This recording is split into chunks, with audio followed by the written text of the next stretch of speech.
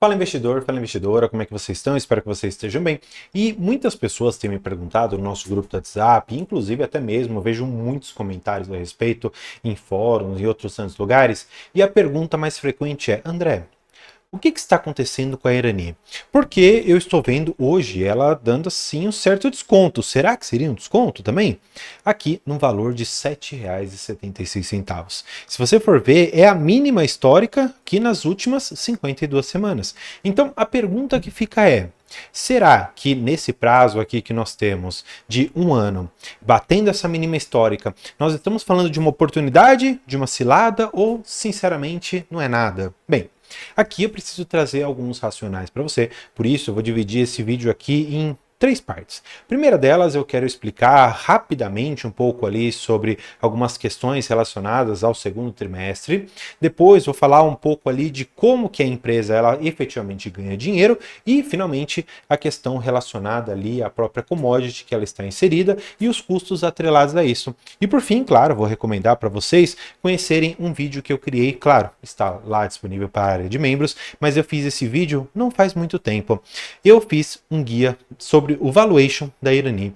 E só para vocês saberem, esses dados aqui já estão atualizados com o segundo trimestre de 2024. Claro, eu não vou detalhar aqui para vocês de forma muito específica se está com valuation atrativo ou não, até porque os membros têm total benefício ali relacionado ao guia de valuation de outras tantas empresas e até mesmo a Klabin já foi uma das empresas estudadas aqui e lá eu faço o cálculo com base em premissas extremamente otimistas, conservadoras e até mesmo pessimistas para que a gente consiga estabelecer cenários em que a empresa pode estar cara, barata ou talvez no preço justo, a depender de como nós estivermos parametrizando. Portanto, vale muito a pena você conhecer a área de membros, já são quase ali 50 vídeos, muitos ali educacionais, mas também esses relacionados com guia de valuation de inúmeras empresas, tá bom? Então, feito o convite, eu quero começar com vocês aqui na parte principal, né, que é o resultado do segundo trimestre de 2024, trouxe uma receita relativamente estável, tá bom?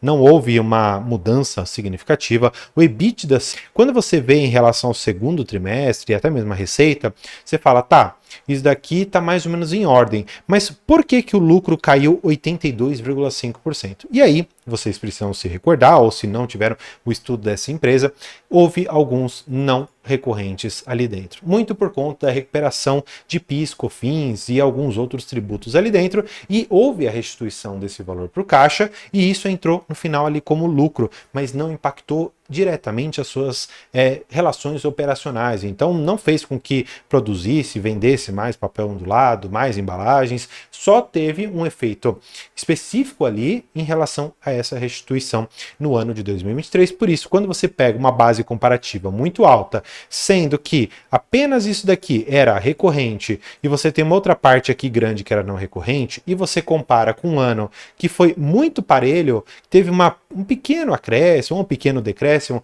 mas você tira essa questão aqui não recorrente, você faz esse comparativo com o não recorrente, você vê uma queda grande, mas não houve nada tão substancial na empresa para você dizer, nossa, está perdendo fundamentos. Agora, como eu te falei, esse vídeo ele tem informações importantes. E informações importantes, naturalmente, elas são colhidas do site de relação com investidores. Então basta você digitar ali no Google Irani RI, tanto também RANI 3 RI ou RANI 3 relação com investidores, enfim. Fato é que você vai entrar na central de resultados. E você pode chegar nessa mesma planilha aqui que eu estou utilizando, tá? Não mudei nada nela. Eu quero começar trazendo algumas pinceladas aqui em algumas coisas que podem ter sinalizado para o mercado uma deterioração de fundamentos, tá? Eu coloco entre aspas porque é muito subjetivo você avaliar se uma empresa que continua dando lucro, pagando dividendos, teve os seus fundamentos deteriorados ou se o mercado não está sabendo compreender de forma clara e suficientemente esclarecida do porquê que a empresa está reduzindo os seus resultados, tá? Bem, primeira coisa que chama atenção, e isso é fato, é que a dívida líquida EBITDA anda subindo muito, tá? E aqui eu quero apenas trazer alguns comparativos para vocês em relação ao EBITDA, tá bom? Vamos lá para a DRE e o EBITDA da empresa. Vamos pegar os dados consolidados, tá? De todos os anos, só para a gente dar uma olhada. E olha só, eu quero que a gente bata aqui no EBITDA da empresa, tá bom? Vou até deixar grifado e vou aumentar para a gente poder olhar com muito mais calma esses indicadores aqui. Olha só, gente. Eu não vou colocar os dados de 2024 por completo, tá? Porque aqui estamos falando de apenas 2 trimestres, em face aqui de outros trimestres com resultados um pouco mais cheios, tá bom? Agora, quero que você saiba a primeira coisa aqui. É possível que você utilize uma fórmula muito simples, que é pegar esses 173 milhões e como faltam outros 2 trimestres, você pode simplesmente multiplicar por 2 e ter aqui o resultado, tá? Então a gente pode até fazer essa conta aqui, 173 milhões vezes 2, nós teríamos 346 milhões de EBITDA, tá bom? Vou até colocar aqui esses 346 milhões de EBITDA, tá? Por que eu fiz essa alteração que também vai ser interessante? Para você perceber que de 2021 para 2023, você teve resultados praticamente aqui crescentes em relação ao seu EBITDA. O que significa o EBITDA, né? Que seriam os ganhos operacionais antes de você retirar impostos, de retirar juros, depreciação e amortização. Algumas pessoas gostam de utilizar apenas o EBIT para já retirar, por exemplo, a depreciação e a amortização, que são efeitos não financeiros, tá? Você não tem uma redução do caixa, mas eu não vou entrar num tema tão complexo. Ponto é que, ainda que você utilize essa compreensão de você dobrar o resultado da Irani para você ter uma compreensão de mais ou menos quanto pode ser o resultado de 2024, você percebe que 2021, 435 milhões de EBIT. Agora, 2024, as projeções que o mercado tem, e é uma projeção extremamente simples de ser feita, é de 346 milhões. Uma queda, se você for pegar, por exemplo, com 2022, uma queda substancial. Estamos falando aqui em grandes números, tá bom? Cair de 600 para 300. Então, uma queda aqui de 50%, nesse caso aqui daria mais ou menos uns 39%, 40%. Ponto é, a empresa estava sendo cotada a mais ou menos lá os seus 12, 13 reais. Se nós tivéssemos uma divisão pela metade, ou seja, cair ali aqueles 50% que eu te falei, nós chegaríamos a um preço mais ou menos razoável dessa empresa de R$ 6,00, R$ 6,50. Só que eu não acredito que a empresa perdeu tanto fundamento a ponto de chegar nesses preços. Me parece muito mais que o mercado está olhando para uma faixa de preço entre R$ 7 e R$ 8,00, considerando duas coisas. Primeiro, aumento do endividamento. Isso daqui pesou muito. Segundo, redução do resultado recorrente. Por que eu vou deixar o recorrente aqui como algo que você deve perseguir?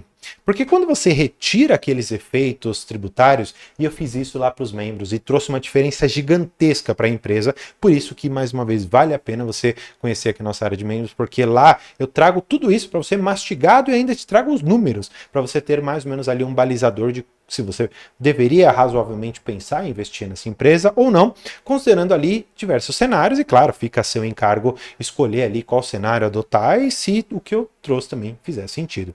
Agora, voltando aqui para o raciocínio todo que eu quero trazer, a queda que tem advindo aqui para o mercado, que tem acontecido nesses últimos tempos, vem também numa das seguintes questões. Eu te mostrei que o endividamento está crescendo. E você sabe muito bem que os nossos juros tendem a subir porque o Banco Central já trouxe algumas comunicações no sentido de que, olha, nós não recuaremos, caso seja necessário, aumentar a nossa taxa Selic para tentar segurar um pouco a nossa inflação. E pensando que muitas dessas empresas que estão alavancadas serão prejudicadas por um aumento nas suas despesas financeiras, ou seja, vão pagar mais juros com uma Selic aumentando, você começa a falar o seguinte: opa, peraí, André, você me falou no começo que a empresa estava pouco endividada, 0,78, dívida líquida EBITDA. Agora, ela já está mais ou menos aqui na casa de 2,19, um aumento de praticamente aqui 2 vezes, uns quebradinhos. Agora, eu te pergunto, uma empresa que cresceu seu endividamento mais de 200%, que tem um cenário de aumento da taxa Selic, você acha que o mercado vai bater ou não? Se a empresa está muito alavancada, significa que sim. Se a empresa estiver pouco alavancada, como é o cenário ali de 2021, o mercado ele tende a premiar esse tipo de empresa por passar por esses períodos mais complicados de juros mais altos, pagando menos despesas e, consequentemente, trazendo maior lucro para o seu acionista. E claro, você que pensa, consequentemente, em toda essa formação aqui, você já fala o seguinte, tá, se eu tenho a minha receita, eu pago muito juros, sobra menos lucro. Se sobra menos lucro, eu recebo menos dividendo. Aqui começa então a fazer um pouco mais sentido a precificação. Porque se eu vou ter um lucro menor, mas a empresa vai continuar pagando 50% do seu lucro líquido ali de forma trimestral, tentando balizar dessa maneira, o mercado fala, poxa, como é que eu vou fazer para receber mais ou menos uns 7, 8% dessa empresa? Eu consigo aumentar o resultado dela? Não, não consigo. O que o mercado consegue fazer? Reduzir a sua cotação, que de fato vem ocorrendo. E é claro, nós vamos para uma parte que é muito importante de você perceber, muito, muito, muito importante, que são os preços das commodities que a Irani está inserida, né, nesse mercado. Eu quero que você simplesmente enxergue o gráfico da seguinte maneira. O gráfico das commodities ele é baseado na seguinte premissa. Você tem aqui em cima o preço da commodity. Legal. Então a Irani tem, por exemplo, o preço médio do PO, papel ondulado, preço médio papel flexível, tá bom? Essa aqui é a ideia. Só que a empresa ela tem um outro fator que também vai impactar, que é o que ela chama de break-even, ou seja, o valor que ela precisa, que seria o 0 a 0 dela, para ela começar a ter lucro. Explicando de uma forma um pouco mais simples. Vamos imaginar que você tem ali a Irani e ela gasta, por exemplo, $1.000 para produzir 1 tonelada de papel ondulado. Se ela vender a $1.000, ela fica no 0 a 0. É o que a gente chama de break-even, que é ficar no 0 a 0. E vamos colocar mais ou menos esse break-even aqui. E o que acontece? Quando você tem um mercado que está demandando mais por um papel ondulado, por um papel flexível, você vai ter uma commodity aqui em cima. E qual que é o ponto? Aqui embaixo, ou seja, abaixo do break-even, você não está dando lucro, tá bom? Você não está dando lucro, você só está pagando o custo de locação, por exemplo, de uma indústria, você está pagando ali o pessoal, você está pagando a sua energia, você está pagando pelo seu insumo, e o que estiver acima, que é essa parte aqui que eu estou mostrando para vocês, é lucro. Agora, quando estávamos aqui em 2021, 2022, com papel ondulado na casa dos seus 6 a mais ou menos uns 6.500 ali a tonelada, maravilha, a Irani estava aqui em cima. Só que começou a cair e agora está na faixa aqui dos seus 5.300. Portanto, esse gráfico ele fica muito mais parecido com isso daqui. Portanto, aqui embaixo, ou seja, no break-even, eu não estou tendo lucro, eu estou apenas pagando aquilo lá que eu te falei. E aqui em cima você já tem lucro, só que você pode perceber daqui para cá que houve uma redução bastante importante na lucratividade da empresa por conta dessa pequena mudança que você tem na commodity. Porque não é simplesmente porque a commodity caiu que você vai ter uma redução dos seus custos também. Na verdade, os custos são fixos. Mas aí entra uma pegadinha na Irani que eu conversei com os membros do canal. Você tem que saber que por conta da tragédia que nós tivemos no Rio Grande do Sul, que é onde a Irani é muito mais forte, o papel de aparas, que é, entre aspas, o papel reciclado que ela utiliza depois para fazer mais embalagens e papelão do lado, ele aumentou. Portanto, o break-even da Irani, nesse determinado momento, acabou subindo. Portanto, ele ficou aqui, ó, nesse novo patamar que eu estou grifando aqui para vocês. E aí o que acontece? Se utilizarmos a mesma ideia, você vai entender que aqui a empresa não está lucrando e que resta, portanto, para a Irani apenas esse pequeno lucro aqui em cima.